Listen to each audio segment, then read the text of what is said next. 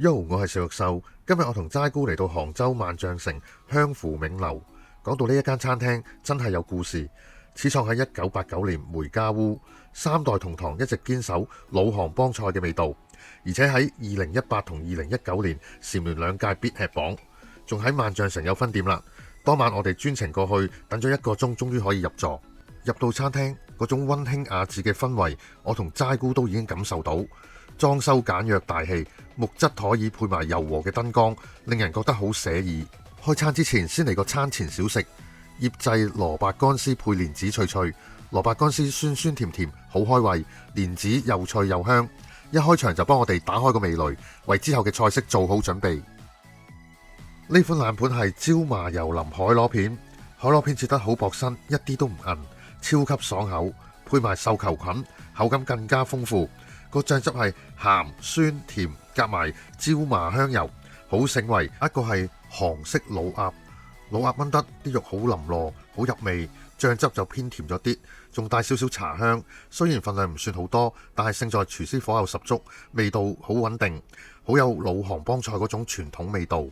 接住呢一碟係茶香脆皮黑醋汁茄子，一上台我就被佢嗰個金黃色嘅脆皮吸引住，茄子炸到好脆，外層淋上酸酸甜甜嘅黑醋汁，好香口，完全唔油膩，仲帶住淡淡嘅茶香。呢一種茶香加茄子嘅組合真係幾特別，好適合齋姑食素菜又想有啲層次感嘅素友。下一碟係全場嘅 MVP 招牌茶香排骨。呢一個真係餐廳嘅 No.1 招牌菜，目測幾乎台台都會點。我哋叫咗4條骨嘅例牌，一上台已經香到不得了。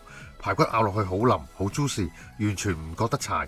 外層嘅調味料同茶香融合得好夾，鹹香得嚟又有茶嘅清香，真係一啖接一啖唔停得口。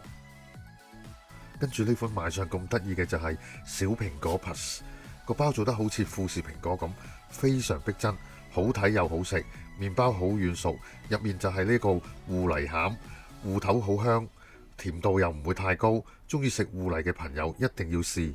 跟住呢一碟係齋姑重點推介蛋黃藕條，超級正啊！首先炸到好脆，每一條裏面都包住滿滿嘅鹹蛋黃，咬落去外脆內爽，鹹香四溢，份量仲好大碟。我個人覺得佢係完勝薯條，因為薯條入面係粉，而佢係爽脆嘅蓮藕片，口感完全唔同層次，真係每一啖都食到索索聲。呢碗金黃色嘅就係海參魚翅撈飯，我真係要好好咁讚一讚佢，用咗海參、魚肚、香米、青菜，仲有杞子同金華火腿絲。個湯底應該係用金華火腿同埋雞湯熬出嚟嘅，好香濃又唔油膩。海參同埋魚肚嘅口感好彈牙，配埋粒粒分明嘅香米，每一啖都好有層次，味道豐富到不得了。呢碗飯真係食完會掛住佢。最後呢碗係會員贈送嘅桂花雪梨銀耳露，入面有桂花、雪耳、薏米同埋梨，甜度係超級微甜，淨係淡淡嘅甜味，好啱中意清淡口味嘅朋友。雪耳煮到好軟糯，好潤喉，對愛靚嘅女士嚟講真係必點嘅。最後總結今餐，我同齋姑都食得好滿意。除咗餐廳裝修帶有江南茶香氛圍，整體嘅菜式以老杭幫菜為主，口味比較清淡，唔油膩。餐廳比較注重食材原汁原味，同時又加入咗茶香元素，好有特色。而我哋特別中意就係蛋黃蓮藕條、招牌茶香排骨同埋海參魚肚撈飯呢3款。如果下次我哋有機會會再嚟，都會點返呢3款。